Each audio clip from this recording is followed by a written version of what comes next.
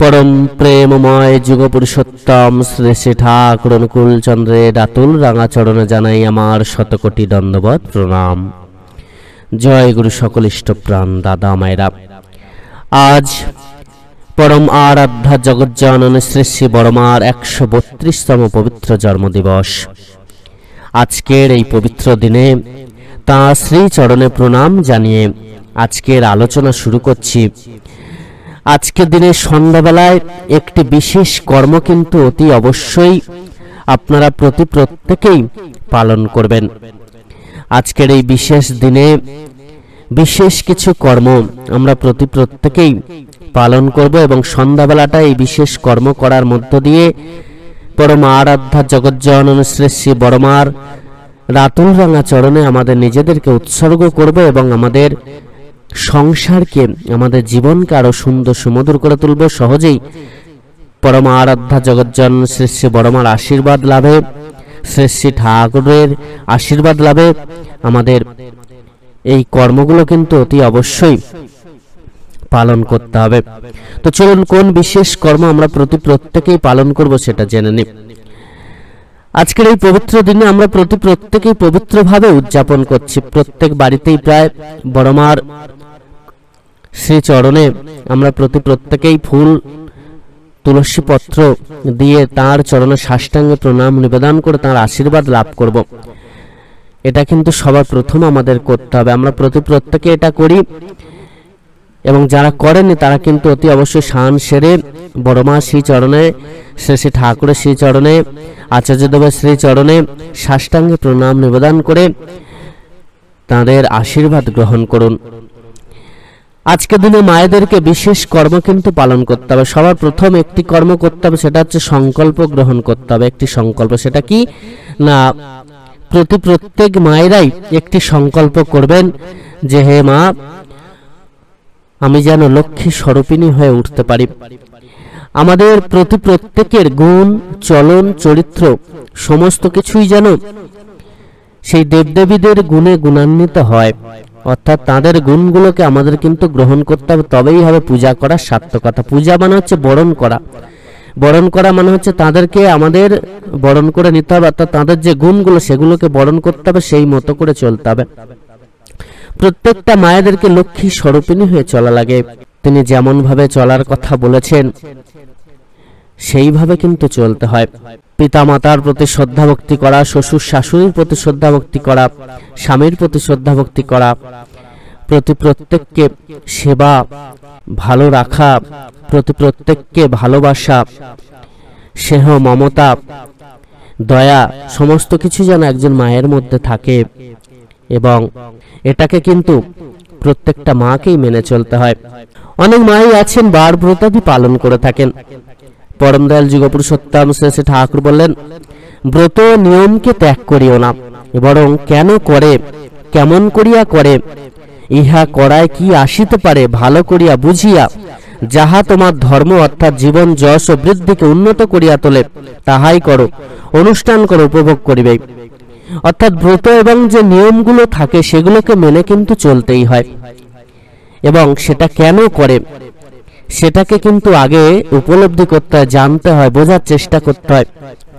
সে কেন করে সেটা যখন আমরা জানতে পারবো তখন কিন্তু বার ব্রতাদি করাটা সার্থক হয়। শুধুমাত্র উপোস করে থাকলাম, না খেয়ে থাকলাম, সেটা কিন্তু বার ব্রতাদি বলে না সেটাকে।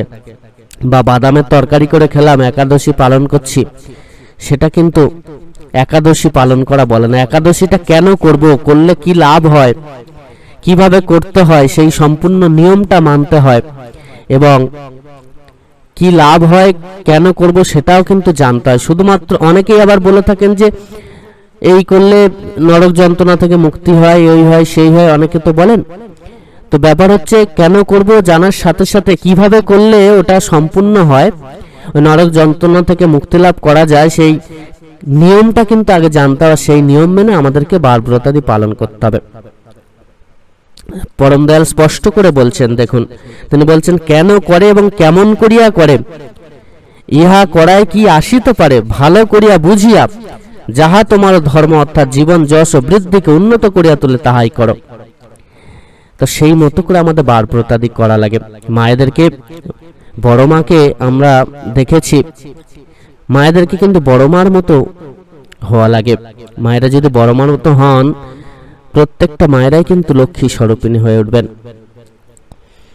আমরা বড় মাকে দেখেছি ঠাকুরের ছোট্ট ছোট্ট দিকে তিনি কত খেয়াল রাখতেন, সমস্ত কিছু এক হাতে সামলাতেন। তখন সৎসঙ্গে 100-200 জন প্রত্যেক দিন সেবা নিতেন, শ্রী বড় মা একা হাতে কিন্তু সেগুলো সামলাতেন, তাদের রান্না করা, সেবা দেয়া, সমস্ত কিছু। এছাড়া ঠাকুরের ছোট্ট ছোট্ট জিনিসগুলো তিনি কিন্তু সব সময় কখন কি চাই তার সমস্ত কিছু তিনি জানতেন। কখন তিনি পান খাবেন, কখন কোন জিনিসটা লাগে, সমস্ত কিছুই কিন্তু তিনি জানতেন এবং সেটাকে তিনি সঙ্গে সঙ্গে ঠাকুরের কাছে দিতেন। ছোট্ট ছোট্ট জিনিসগুলো তিনি কখনো ভুলতেন না। ঠাকুর কোনটা পছন্দ করতেন, কেমনটা অপছন্দ করতেন, সমস্ত কিছু কিন্তু তিনি জানতেন এবং ঠিক নির্দিষ্ট সময়ে সেই জিনিসটা তার কাছে দিতেন। কখন কোন ওষুধ খেতে হবে, কোন সময় কোন জিনিসটা তার লাগবে, সমস্ত ছিল তার নখদর্পণে। আজকালকার দিনে অনেক মায়েরা এরকম আছেন, স্বামী ভক্তি তো দূরে থাক, শ্বশুর শাশুড়ির ভক্তি তো দূরে থাক, নিজেরটা নিয়ে ব্যস্ত থাকতে বেশি ভালোবাসেন। এরকম বর্তমানে কিন্তু বেশি হয়ে যাচ্ছে। তো দিন বদলাচ্ছে, সময় বদলাচ্ছে, এটা চলে আসছে, কিন্তু এটা শাস্ত্র এটা কিন্তু বলছে না। মায়েদের উদ্দেশ্যে বিশেষ কিছু কথা আমরা মা লক্ষ্মীর পাঁচালিতেই পাই, কিভাবে মায়েদেরকে চলা লাগে। তো সেই নিয়মগুলো কিন্তু মানতে হয় এবং অতি অবশ্যই ছেলেদেরও বেশ কিছু কিন্তু নিয়ম রয়েছে। ইষ্ট প্রাণ হয়ে চলা লাগে, ইষ্ট চরণে আশ্রয় নিয়ে চলা লাগে, ইষ্টকে মেনে চলা লাগে, আর না হলে কখনো আপনিও কিন্তু ভালো থাকতে পারবেন না। তো চলুন এবার আমরা জেনে নিই কোন বিশেষ কর্মটা সন্ধ্যাবেলা আপনারা পালন করবেন। সন্ধ্যাবেলায় সন্ধ্যা যখন হবে ভাব মানে প্রার্থনার আগে কিন্তু এই বিশেষ কর্মটা করুন। ঘরদোর ভালো করে পরিষ্কার পরিচ্ছন্ন করবেন, গঙ্গা জল দিয়ে ছিটা দেবেন, তারপরে আপনারা সন্ধ্যা দেবেন। সন্ধ্যা প্রদীপ গৃহের চারিদিকে দেখাবেন, ধূপধুনো দেবেন এবং অতি অবশ্যই আপনারা তুলসী তলায় কিন্তু প্রদীপ দেখাবেন। সন্ধ্যাবেলায় শ্রী শ্রী ঠাকুরের চরণে ফুল নিবেদন করুন, বড় মার চরণে ফুল নিবেদন করুন, সাষ্টাঙ্গে প্রণাম নিবেদন করুন। তারপরে আপনারা সন্ধ্যাবেলায় কিন্তু আজকের দিনে ভোগ নিবেদন করবেন।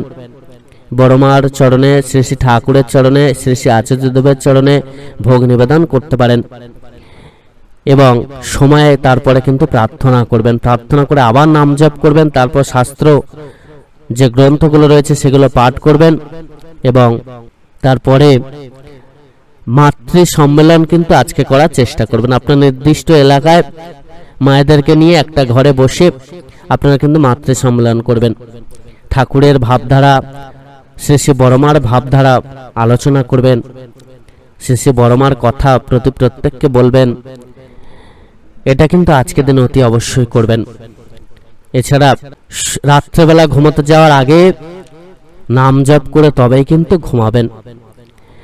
আজকের দিনে যত বেশি করে পরম দয়ালের নাম জপ করতে পারবেন তত কিন্তু মহামঙ্গল লাভ করতে পারবেন। আর অতি অবশ্যই মাতৃ সম্মেলন করে ঠাকুরের কথা, বড়মার কথা মানুষকে কিন্তু বলুন। যেখানে তার আলোচনা হয়, তার কথা হয়, সেখানেই কিন্তু তিনি থাকেন। আর যে গৃহে তিনি থাকেন সেই গৃহ কিন্তু আরো সুন্দর সুমধুর হয়ে ওঠে। মা লক্ষ্মী স্বয়ং সেখানে বাস করেন এবং উন্নতি মুখর হয়। সকল ইষ্টপ্রাণ দাদা মায়েরা প্রতি প্রত্যেক ভালো থাকবেন। পরম দয়াল আপনাদের প্রতি প্রত্যেকের মঙ্গল করুন। জয় গুরু বন্দে পুরুষোত্তমম।